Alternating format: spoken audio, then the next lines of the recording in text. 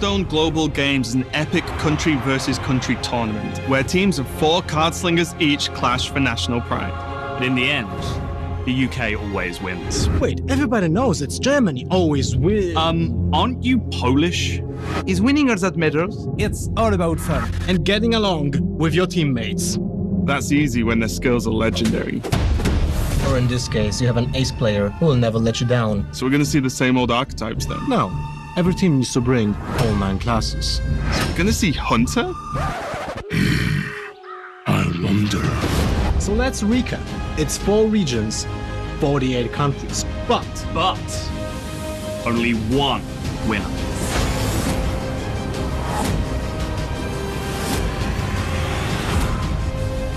Get ready. for the Hearthstone Global Games.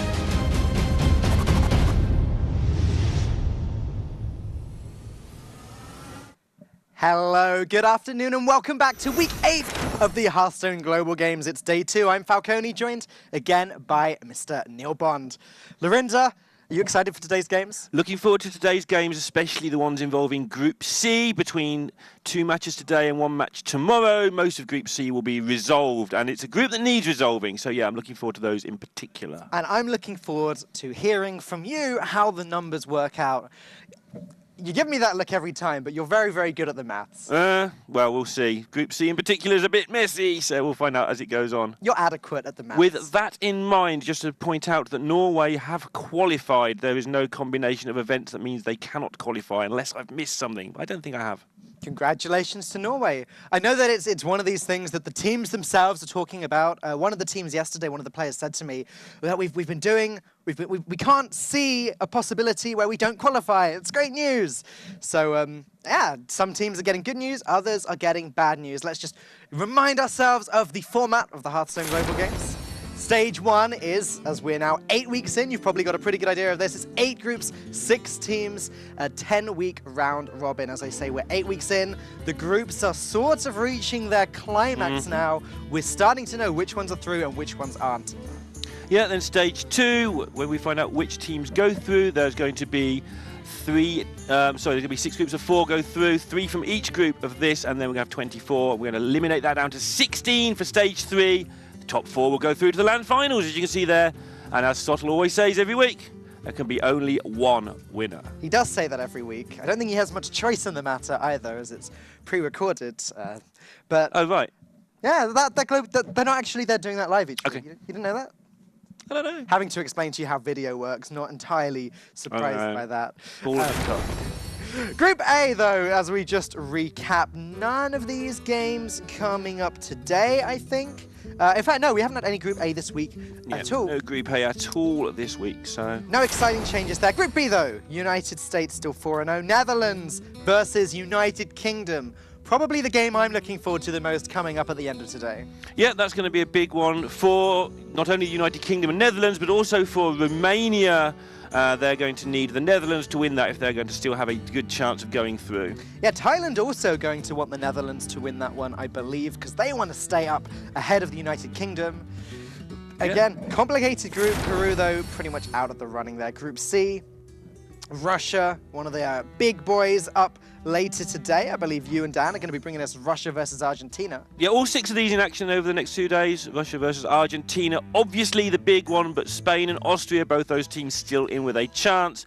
And then tomorrow, one of the great sporting rivalries brings it across to Hearthstone, Australia versus New Zealand. That'll be on our friends across the Atlantic channel over there. Gonna have to hope that they do it justice. I know that there's been some talks between our UK guys and the American guys on Skype saying, you know, just make sure you big that one up. I have full faith in Rob and Cora to do that. As we look at Group D, South Korea leading the way. Portugal in a pretty much unwinnable position now. Yeah, they're pretty dead after that now. So looking pretty bad for them. Go on to Group E. We're going to see some of this today as well. Yep. Other game I'm looking forward to the most today being Italy versus Chile. Italy, of course, being my team, as I like to remind you every time I see it at the top of this leaderboard. Yeah, they might not be top of the leaderboard for long, though. If they lose their last 2 games, they are still actually not mathematically qualified. So let's see if they can sort that out today. Yep, and we're going to just take a look at Group F. Malaysia, Canada still leading the way. France, we're going to see later today against Belgium.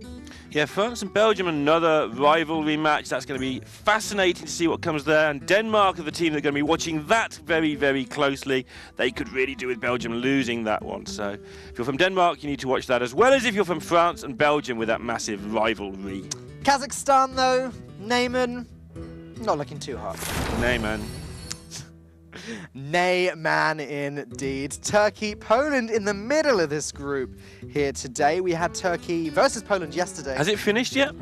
That game? It was a long one, wasn't match. it? It was a long one. I don't even recall the last 2 hours of that match. One of the most satisfying games of Hearthstone that I've ever casted, though, I think it has to be said. And the fact that they've ended nice and even shows just how well this group has kind of turned out, how even the odds were there. Yeah, I think if you didn't see Turkey-Poland yesterday, actually, and you like control matchups, watch that match if you've got a spare 2.5 hours. It was a fantastic match and genuinely enjoyed it. Yeah, I agree. It's the one I would recommend from this week so far. Finally, Group H. Germany. I say this every week, I'm pretty sure. Not the group you would expect to be sitting there at the bottom. Pretty much the group of death. Every tournament has one, and there are always going to be some casualties from this. And Germany and the Philippines fighting for survival there. That group, you can see for yourselves, is still wide open for that third qualifying spot, though. Apart from Croatia, the way it works out, they just cannot quite get there, even though they won their last 2 matches. Yeah, nothing too exciting happening with Group H today, though. Well, nothing at all happening with Group H today. As you say, Group C is our primary focus, I think it's fair to say, as we take a look at today's schedule. First game that Lorinda and I are going to be bringing to you is Austria versus Spain. Yeah, that's the first of these Group C matchups. If Spain lose, they are definitely out of the competition. If Austria can win it, they're in a very, very powerful position. Game difference matters as well, so whoever wins it will want to win it well. As it is the first tiebreaker, as some people have been asking, is the game difference, the difference between the number of games you've won and the number of games you have lost. If that's a good positive number, you're in a very good positive position. A bit like I'm in a good positive mood. Oh, that makes a nice change. As always. Coming up later today, though, Belgium, France, Argentina, Russia, Chile, Italy, Netherlands, United Kingdom. We'll talk more about those ones later, but for now, let's stick to game number 1, Austria, Spain. Now, Spain, again, we talk about this each time they play. It's sort of a good display of what Hearthstone Global Games is. It's this festival, this celebration. These are words I've heard you use a lot, and I really like them, so I'm going to just take them from you right now. It's a celebration of what Hearthstone is. We've got a good mix of pro players in the form of Duck and Evangelion, and we've got some big, famous Spanish YouTubers, Felink and Josemi. Yep, Austria have got Game King. I'll talk about him in a while. And wife of a life coach, of course. Ziegenteig is not playing today. He's going to be replaced by Game King. He's got a note from his mum or something that he presented in plenty of time to say he's not allowed to play. Doctor's note? Probably something like that. And Johnny Stone, who, if he has finished streaming, as he's just done like 1 million hours of stream, he will also be representing Austria today. Yeah, that's right. And another thing, as well as the streaming that's been going on recently, is that these guys, I think today, more than most days in the Hearthstone Global Games, they're going to have been playing a lot of Hearthstone because it's the last day of the season. Right. These guys, being some of the most competitive players in the game, they don't just want to win the Hearthstone Global Games, they also want to get good ladder finishes, and they want to be participating in the Hearthstone Championship Tour. So Right, and Johnny in particular, he's top 47 wild on EU. As of the last time I got the chance to look for Wild. He's trying to get in that top 64 for the end of the month to get into that big Wild tournament that's coming up soon, hosted on this channel, of course.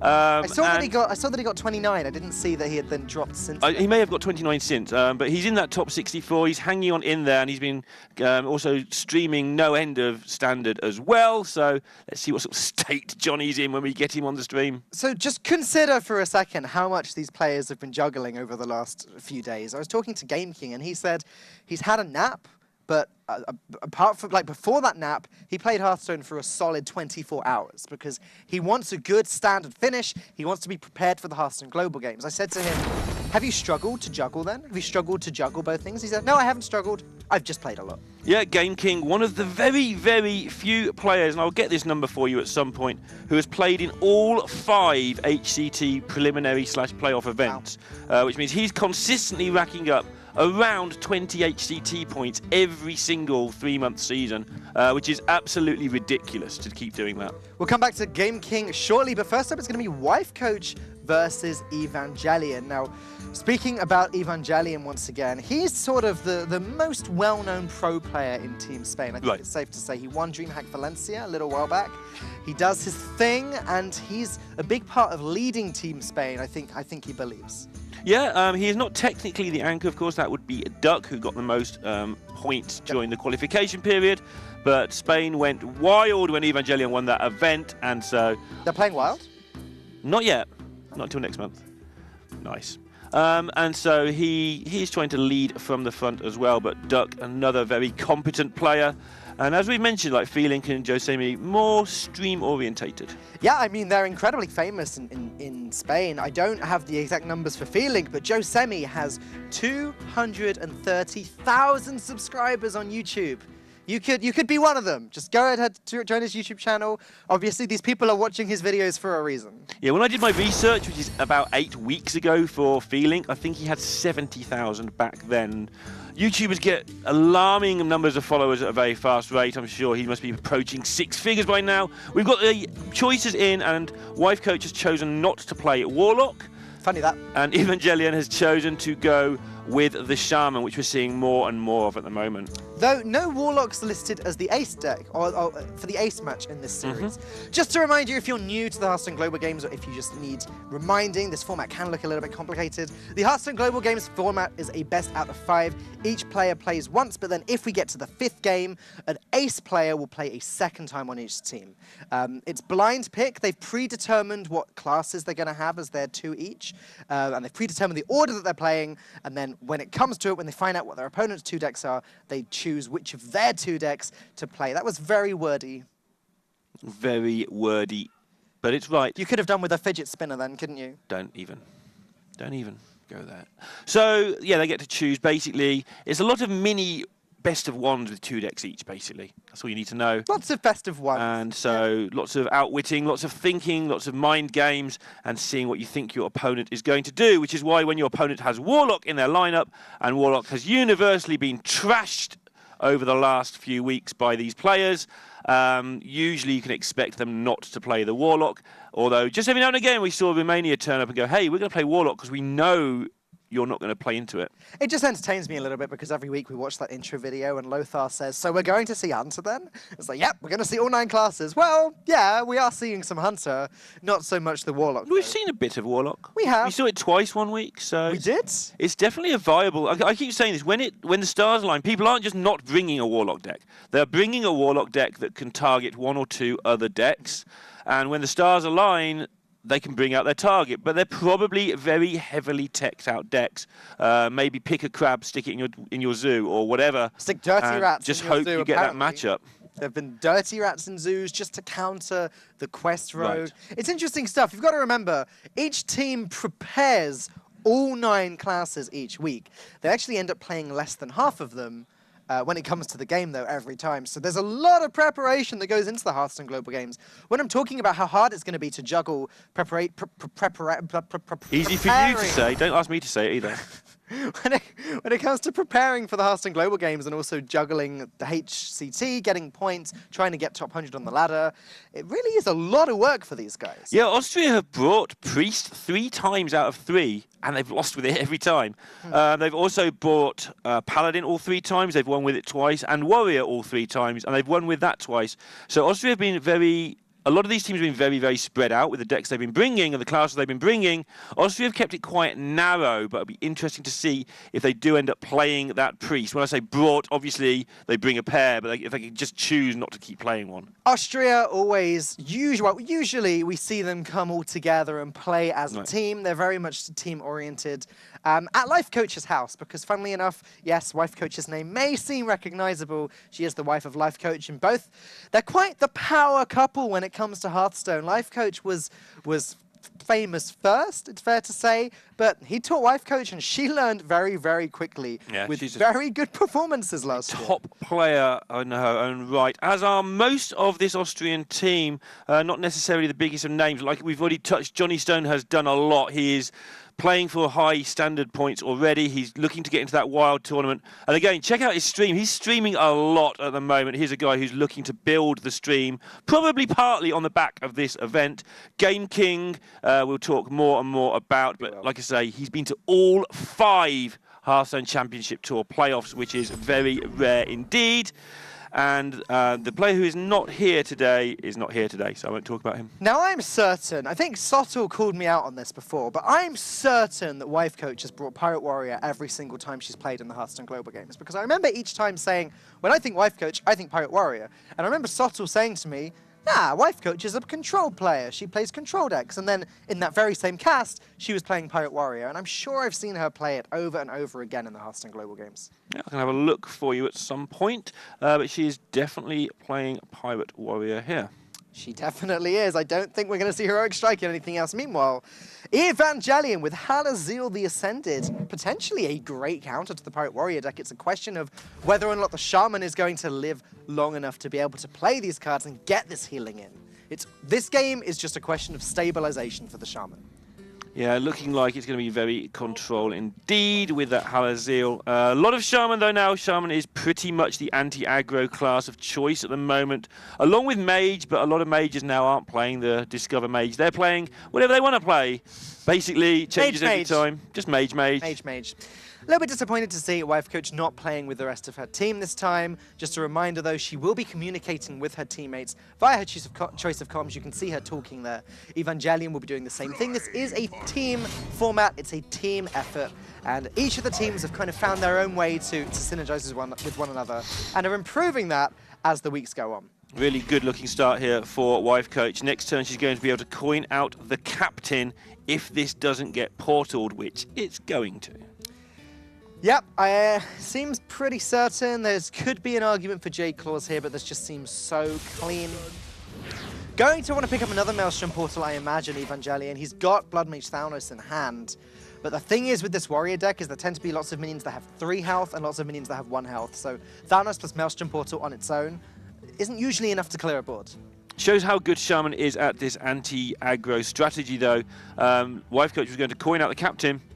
And the turn after, she was going to get Fiery War Axe into upgrade into Dread Corsair, most likely as well.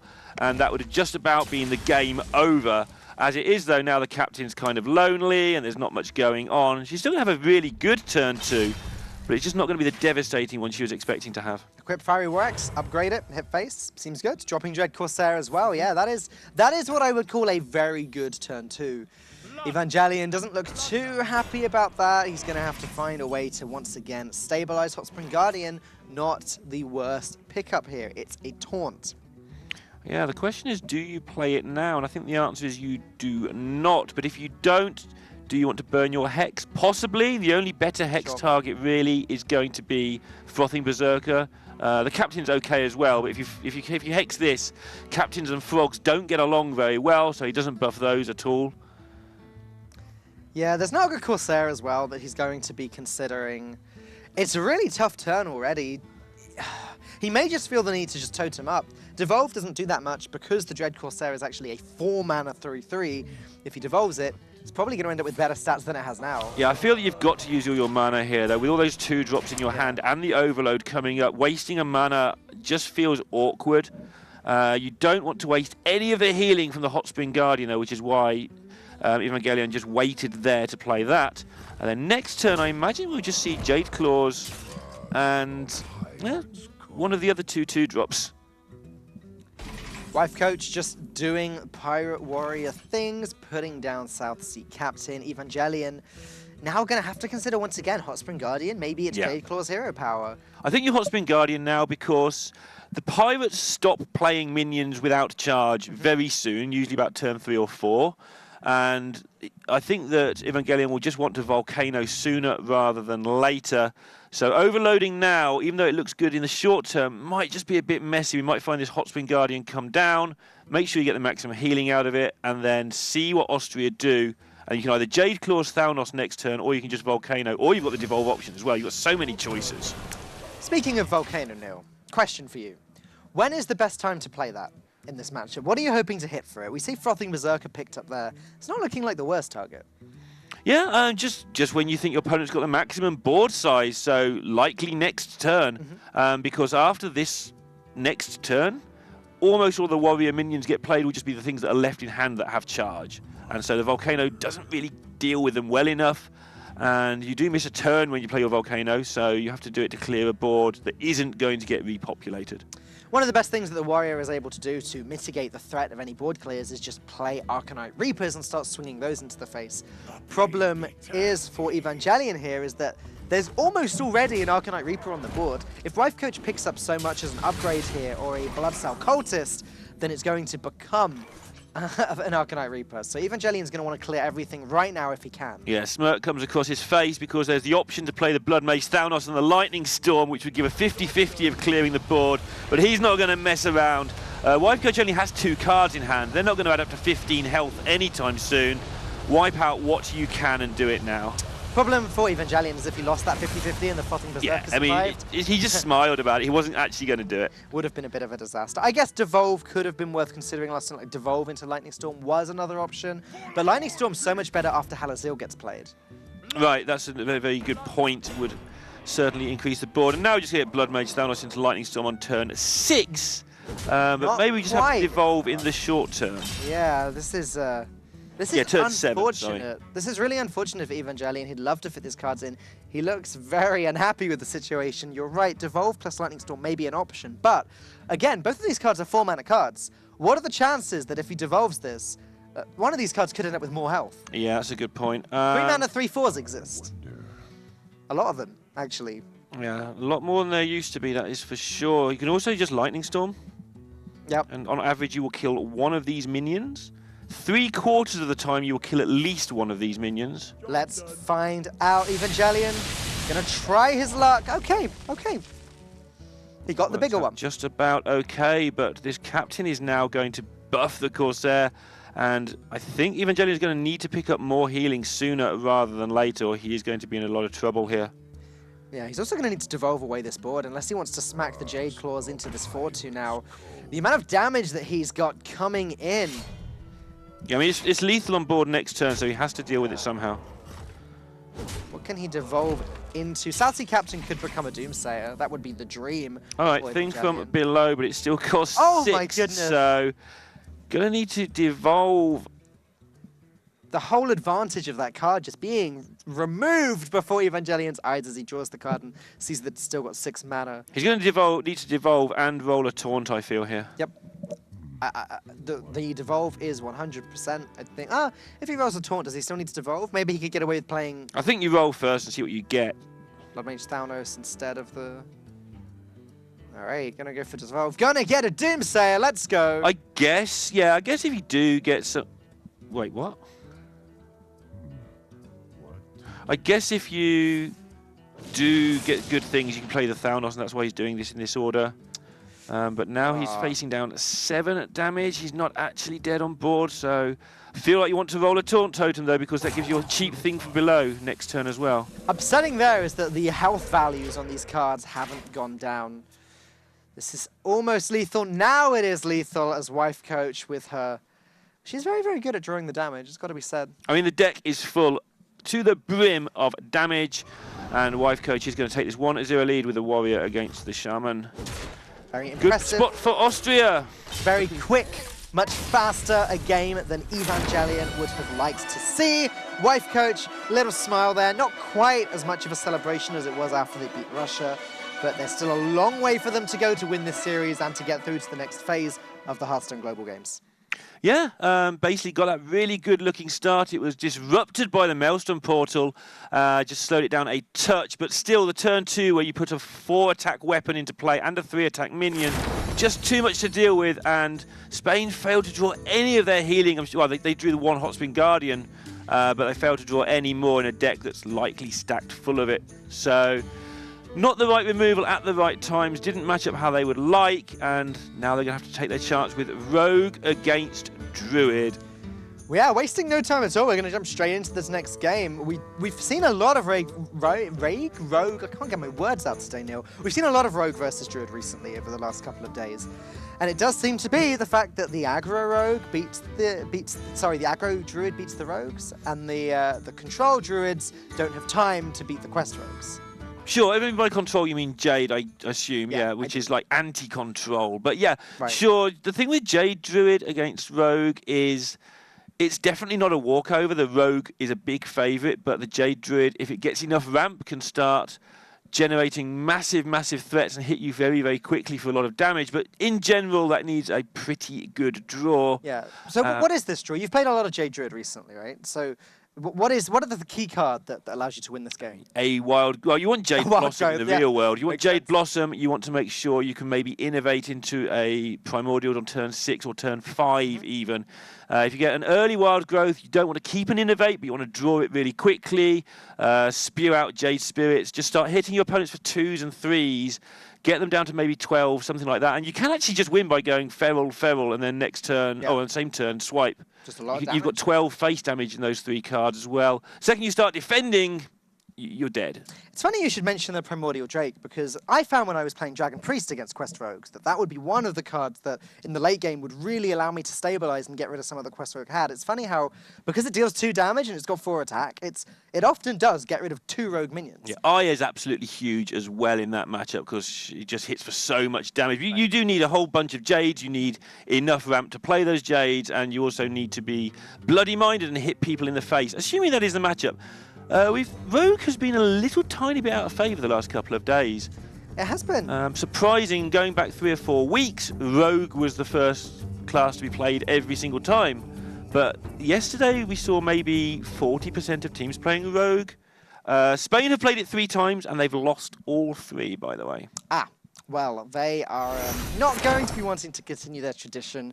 We did see one Miracle Rogue yesterday again. There was a modest representation of Miracle Rogue last weekend at the Americas playoffs. So we might see Miracle Rogue from Duck this time round if they don't want to continue their trend with the Quest Rogue. Yeah, and Rogue seems to still be evolving. So Quest Rogue is... No, that's Shaman. Shaman's evolving and devolving.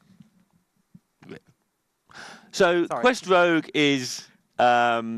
It's pretty much stationary now. There's some bits and pieces happening with Tar Creepers and stuff like that in there. But the Miracle Rogue started off with Giants, then went back to just garden animals and flowers and stuff, and then it went back to Giants again. So the Miracle version is not yet stable, but this is a good old-fashioned Tar Creeper Quest Rogue, and it is against what looks to be an aggro druid with no minions in hand. It's going to be right back to when we first started talking about this potential matchup. This is the first one that I described, and it's usually very favored towards the druid, as long as it can get one of these nutty starts that they seem so good at being able to get. An early Bloodsail Corsair into a Mark of the Lotus, like those cards on their own are just devastating for any other deck, especially a slower deck like the Rogue.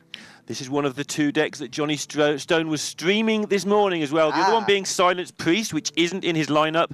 And he did earlier stream Jade Druid, but that was in Wild with nice little cards like Mulch and Azure Drake floating about. So, but he was in his standard climb. The last deck he was streaming before this event was the aggro Druid. Nice to see it. And we see Johnny Stone picked up the Bloodsail Corsair that I described before, but he did lose the Mark of the Lotus. Now imagine how insane this hand would be if that Power of the Wild was a Mark of the Lotus. And do you know what? Honestly, even as a Power of the Wild, it's probably fine. Yeah, Power of the Wild with this hand, just going to be so versatile. Just all about mana efficiency and minion efficiency this game. You've got to almost pretend your opponent doesn't exist and work out how you can do 30 as quickly as possible. When you've worked that out, then of course you do have to start working out, well, how do they interrupt? But other than Tar Creeper, Rogue doesn't do much interrupting. It's too busy trying to do the same things back to you. Southsea Deckhand, one of the cards that he can use to essentially interrupt some of the Token Druid start. It's going to be difficult for Duck to manipulate this game. He's going to struggle to even get the quest onto the board, I think, as he coins out his hero power this turn. He's going to play Deckhand next turn, probably with the Caverns Below, but it depends on what else he draws. Yeah, one mistake that a lot of people who think this deck is easy to play make is assuming you have to play caverns below on turn 1. But the next level from that is you don't have to play it on turn 2 or 3 either a lot of the time. You can, with some draws, you can just wait and wait until you know you can get almost all of the quests done in one go. On this occasion, it looks like it's going to make sense mana-wise to do it on turn 2, but we'll have to wait and see what he picks up. Johnny Stone picking up the pink bird that we all like to talk about so much, vicious fledgling. I really am struggling with my words today. What was that?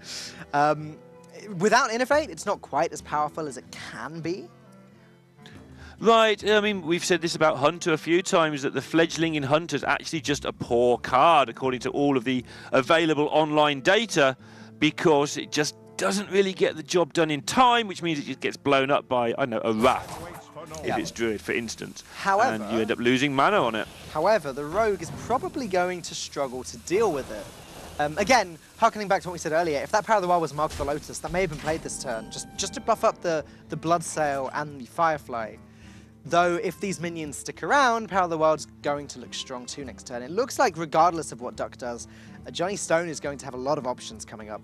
Yeah, so one of the ways to deal with the Druid is to take those options away from them, and this is what Spain are doing. This is what they planned last turn. They're going to do the maximum of damage to the minions, take down all but one minion, most likely, and that means that all the buffs become, apart from Mark of Visage, become pretty useless. Yeah, this curve's worked out very nicely for Dark here, as he can just go ahead and develop the Tar Creeper next turn, which should block the vicious fledgling from attacking. Unfortunately, as you said, it's going to be difficult for Duck to prevent Mark of Ysuraj from getting its value, which will later allow vicious fledgling to just get a straight-up trade with Tar Creeper as a second one comes into Johnny Stone's hand. One of the things about the cyclic nature of this meta at the moment is cards like Backstab come into the deck, people start playing around them, they come out of the deck, and again, cards like Fan of Knives seem to be long since departed, but if the meta got too quick, they'd be back in there in a hurry as well. Tar Creeper at the moment is like the middle ground between all of those methods to control the aggressive decks. Mark of Ysuraj just seems so good here. I mean, with that pickup of living mana, all you need to do is clear the way for the Treants to come through next turn and start. Baby, and then the turn after that, living mana into Mark of the Lotus. Just seems pretty good because the Rogue isn't going to be dealing with the mana Treants, as Johnny Stone's going to have 1 mana to spare. Mark of the Lotus fits that very, very nicely. Vanish is the card that Duck needs to pick up here, and Johnny Stone is aware that that's going to be a possibility. So what do you do here? Do you make a 3-2? That seems like the wrong option, but it's definitely an option. Or do you just buff these up? The downside being cards like Vanish, if you go all in on buffing up this bird and then you just get vanished later on and somehow haven't just killed them with this thing, then you will end up having wasted the Power of the Wild. Whereas if you make a 3-2 with it, you still have a 3-2 in your hand. Vanish is possible, as far as Johnny Stone's concerned, this turn with preparation into Vanish. And that would be a disaster if all that stuff went back into hand having been buffed. Yep, even without the Vanish though, this turns out to be a very good play, putting 3 extra damage onto the board. That is a lot of pressure that Spain is staring down. Going to start completing this quest, it looks like. Got 2 more bounces in hand, so Novice Engineer is the card that's going to do the deed. How long is it going to take though? Novice Engineer gets bounced again this turn, can be played next turn, Bouncer can be played next turn. Quest can't be completed until the turn after, unactivated until the turn after that. Yeah, it's a bit of a way to go there. Obviously, Novice Engineer does help in drawing all the cards, but the Pink Bird has license to hit face, and bad things happen when this comes along. Board gets buffed up. Pink Bird gonna do what Pink Bird does best and just win the game outright, it looks like, from here. Wind Fury, there we go. Took him 0.01 seconds. That's a bit slow of Johnny there to pick it. And now he's got the choice between 1-1 or just plants. Yeah, none of these seem too great, really. I think 1-1 is the choice because it gets you out of range of Ferryman plus a attacking charge minion. Yeah. And means that your opponent can't easily deal with it without running in 2 Stone Tusk Boars. And you know they haven't got 2 Stone Tusk Boars because they've been bouncing Novice Engineers. Yep, if they had 2 Stone Tusk Boars, exactly, they would have been trying to complete the quest with that. It's cheaper, more efficient, deals some damage. Not that anything really matters in this situation, as Duck picks up his second South Sea deckhand. I don't think it's possible for him to stop this damage. I can't see a way.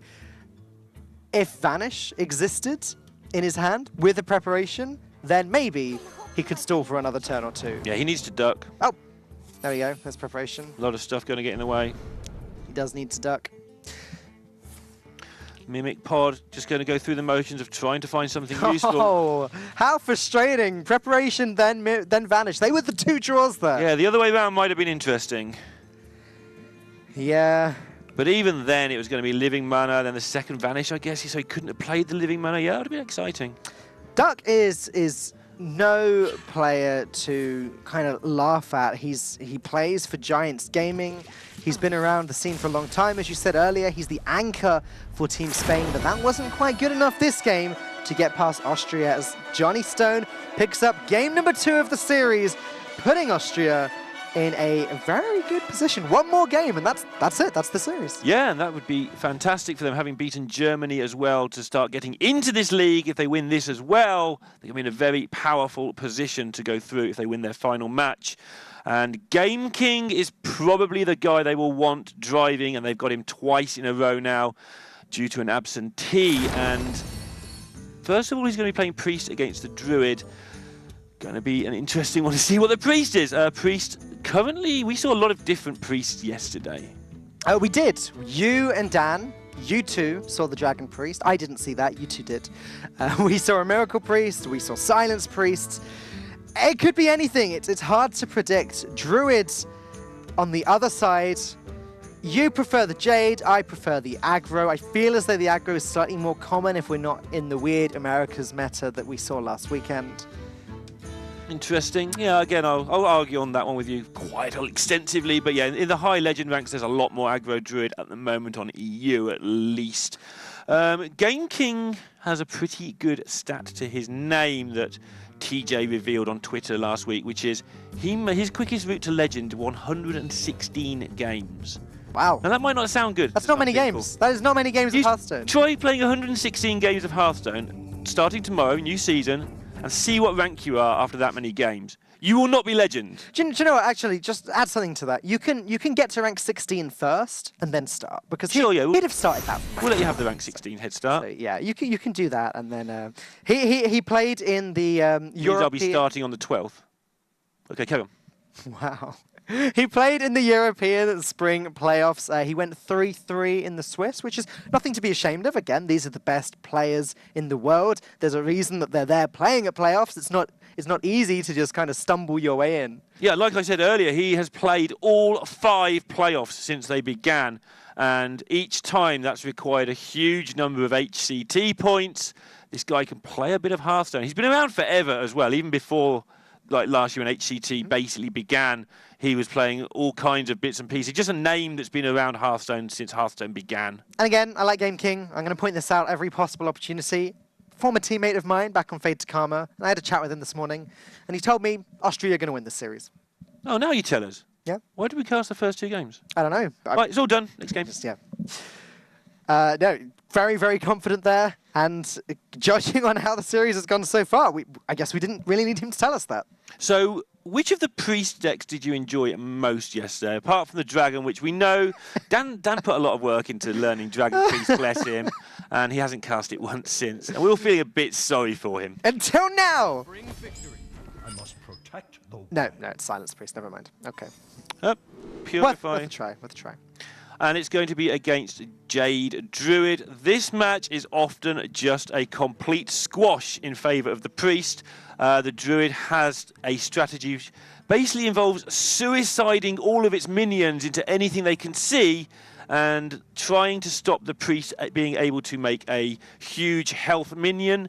If the Druid can do that and get rid of every minion on the board while still having a board of their own, then they can win.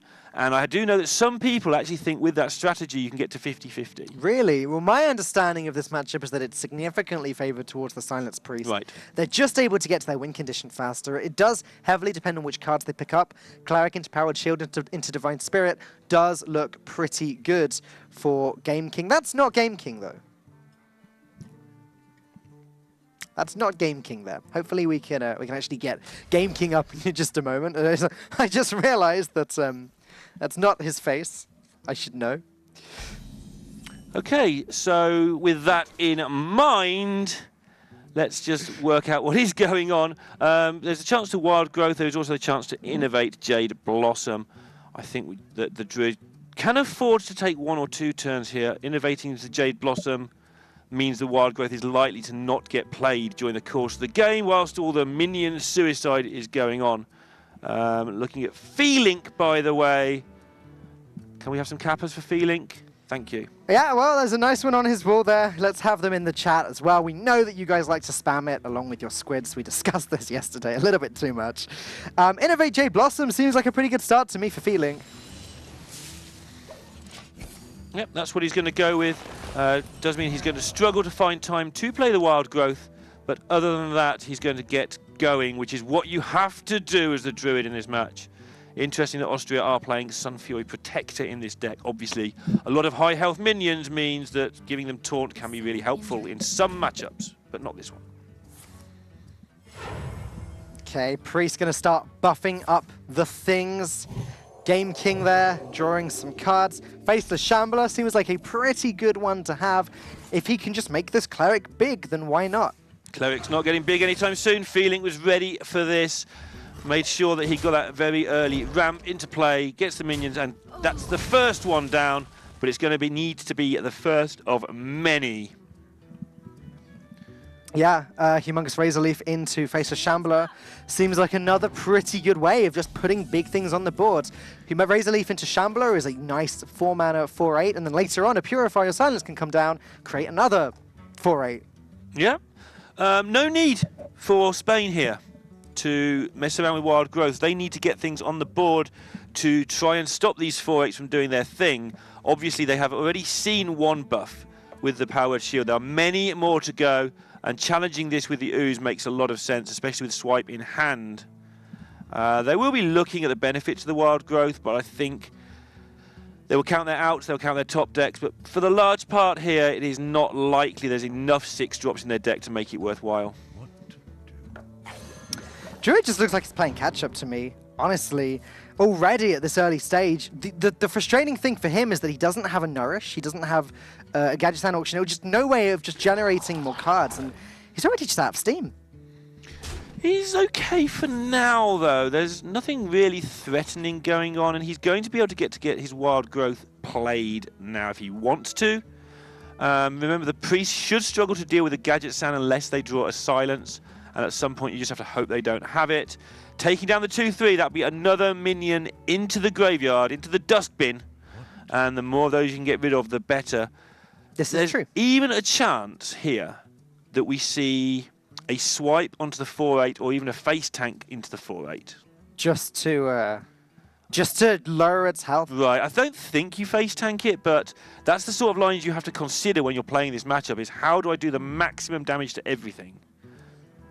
Makes sense. Unlike the other matchups, it's important not only to destroy the minions, but just keep the health down. As you tell me a lot when we're talking about this kind of thing, inner fire is always a consideration, and there you go, as predicted, the swipe is going to happen. It's now much less likely for Game King to just pick up an easy lethal with this, though he does pick up a Silence. Right, it's not also so much, yeah, the Silence will be irrelevant, maybe not for a turn or two, but depends if they want to just trade into this, but Silence, trade, heal seems okay. It's not so important that the immediate lethal is going to happen, it's just that if the Druid loses the board, eventually it runs out of stuff, and then the Priest can basically lethal at will 3 or 4 turns later. If the Druid can get rid of all the minions, the Druid doesn't really care about how it wins the game. It just starts making 7/7s and 8/8s against nothing, and then it can start trading into the 4/8s later, etc. But as you can see, this is what the Druid is contending with here. Just smash in the face. Jade Idol now. Okay, I'm seeing the steam. I'm seeing the steam, Neil. I'm seeing the steam. It just... Feeling needs a little bit more time. Yeah, I'm not quite sure how they go about this either. The 3/1 always runs into the 4/12 here. That is a given. Spain will be looking at this, and the magic number of 24 seems incredibly easy to do with just one Divine Spirit and one Inner Rage. That is the problem here. Inner Fire, but you know, same thing. they can just bump in, make it into a 4-9, and Wild Growth might be the out. This is what they're worried about. If they play the Auctioneer, it just gets eaten up by the giant plant. Yeah, you can't waste that. Humongous Razor Leaf. And if they don't do that, then the Auctioneer never draws them any outs. Wild Growth this turn does mean Gadgetzan Auctioneer will do something next turn at least. It's already such a difficult position that you can see why this matchup, or why most people say this matchup leans towards the Priest. When you just compare what he's got on the board to what Feelink has got, Lyra is also an option next turn, and Feelink won't be able to deal with it.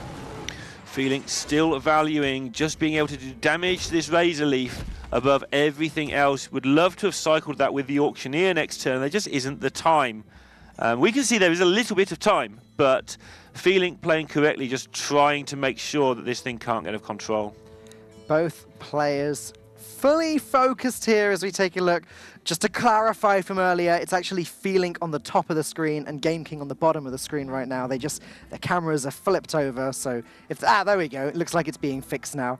If there are any confusions about funny reactions, although I think it's just been both players in this state of concentration so far. Okay. One of the keys of this Silence deck is just to keep the card draw. With any card draw, with any combo deck, card draw is important. Well, Feelink needed something to play on turn 8. Is that good enough? I mean, we can see it's not bad. Yeah? As it stands, it's not bad right now. Austria have about the worst possible hand. It's still a decent hand. The Face of Shambler is going to do some work. Playing Primordial Drake now puts a stop to Lyra. I doubt it's what Feelink is thinking about. All he's thinking is, I need to put something on the board. But we can see now Lyra would just lose to the trade plus the hero power. So Game King going to think about doing something else. He's got a 4-7 on the board. He's got another Razor Leaf. He's got another Silence. His hand isn't looking as terrible as you were describing last turn. Yeah, he's going to draw a card, and I mean, live it into Silence is an option. Oh, hang on.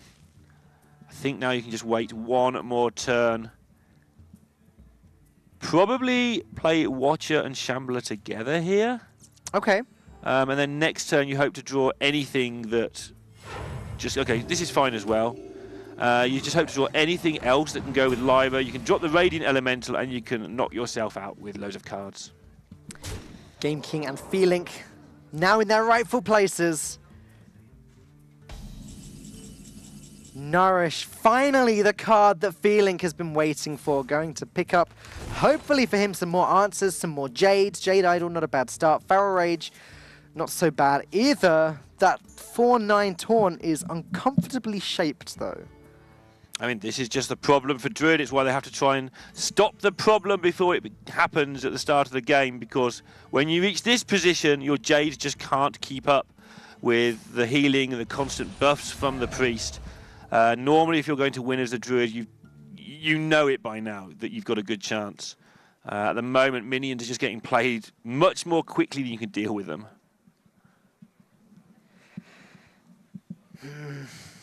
So, does Feelink even play the Feral Rage here? Just to get this 4-9's health down? The thing is, you trade into the 4-9 and make it a 4-5. You can't get it lower than the plant. So if you kill the one, the other one is just straight up going to be the one they buff instead. So I don't think you bother. Okay, now Austria in a fire. Not going to do all that much just yet, but we're getting close to having the pieces that he needs. If only he still had a Divine Spirit or something from earlier. Is it Lyra turn now? Doesn't look like it to me. It seems too risky. I think this is the turn where you try and stick the Radiant Elemental and play all your other cards that aren't spells, and then next turn you just go completely nuts with Lyra.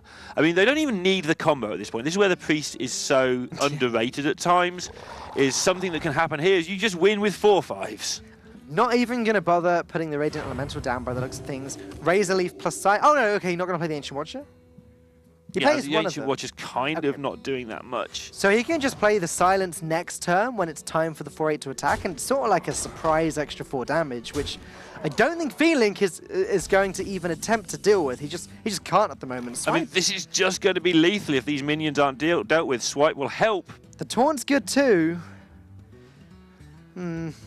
Well, the taunt falls to one silence, of course, then they can't silence the Razor Leaf, so bits are going to be dealt with here. Yeah. Not quite out of the running just yet, although this game just looks like it's more and more heavily favored towards Game King as it progresses. Lyra almost definitely going to be a consideration this turn, depending on what else Game King picks up here. What's that? Oh, Purify as well. Oh Yeah, my so Purify goodness. makes the world such a nice place for Austria right now. They're going to be able to silence the taunt, purify their own It's lethal, isn't it? minion. That gives them at least 10. Then they can innovify the 4/7, which will still be a 4/7. That'll be 7 plus 4 plus 2. That is indeed Yeah. lethal damage. Lethal on the dot. Purify, not going to matter what he picks up. Game King sees it, going to silence the 3/6. Yeah, we saw Miss Lethal yesterday in Priest. We're not going to see it today, though. Going through the motions and making it even bigger as well. Now it's 1 over lethal. And now it's just 1 over Lethal. Does that count as BM? That's totally BM, right? Yeah, I guess it's BM. All right, Game King with a celebratory fist pump there, going to take Game 3 for Team Austria. Looking pretty happy with his Kappa in the background. It's a big deal. 3-0 there in this really tight group, we'll show you in a moment, is a big deal. Not just winning it, but when it's this tight, game difference is the first tiebreaker. Well, the first tiebreaker is how many matches you win. Yeah. The second tiebreaker is the first real tiebreaker, which is your game difference. 3-0 in a close group is almost like an extra half win. Let's just remind ourselves how this series went. Wife coaches Pirate Warrior, Johnny Stone's aggressive Druid, and Game King Silence Priest taking it away. What a display. Game King didn't even have to play the second time. No, didn't even need that second game, and Johnny Stone probably glad of a fairly quick match after doing a lot of work earlier in the day, preparing for this, trying to get good rankings, everything else going on in his life.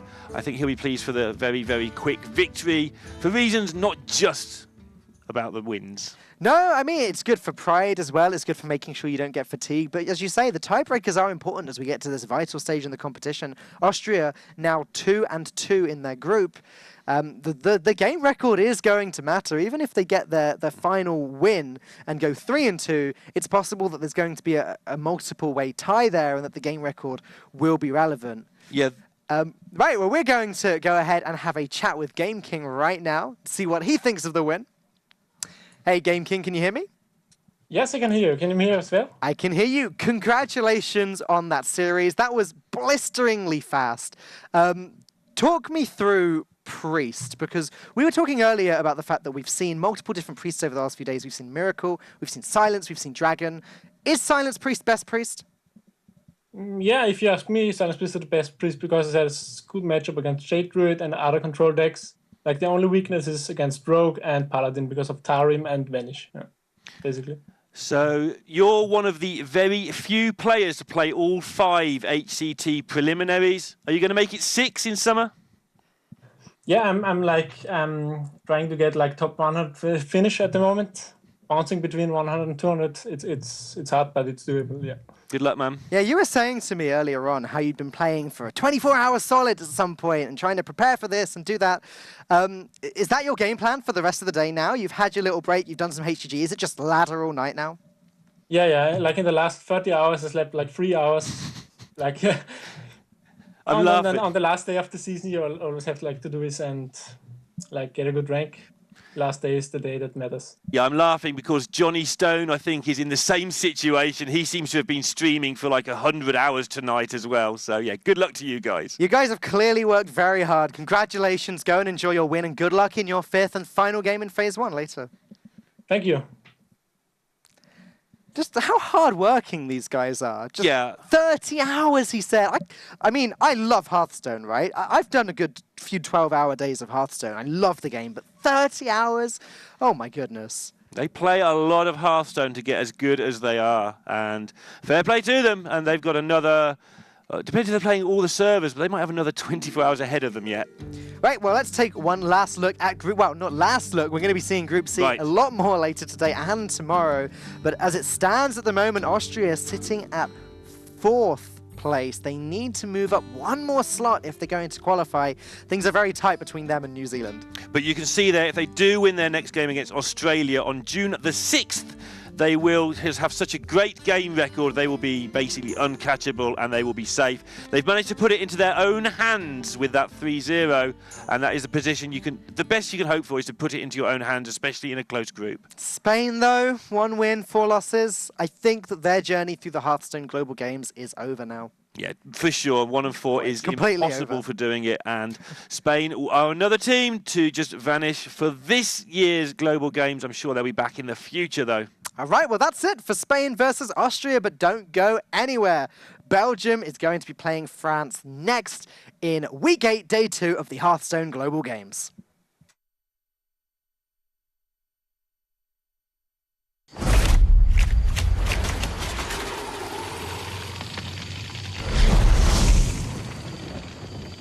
We're almost there. Quiet down, everyone. This is not like any of our previous expeditions. This will be far more ambitious. We're stepping into a land of primordial wonder. Infused with astonishing elemental energies. The plant life here holds very unusual properties. So don't touch anything.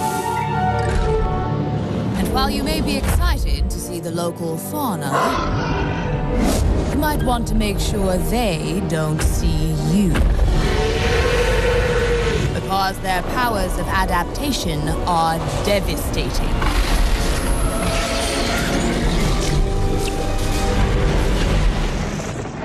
Make no mistake, we will be tested at every turn.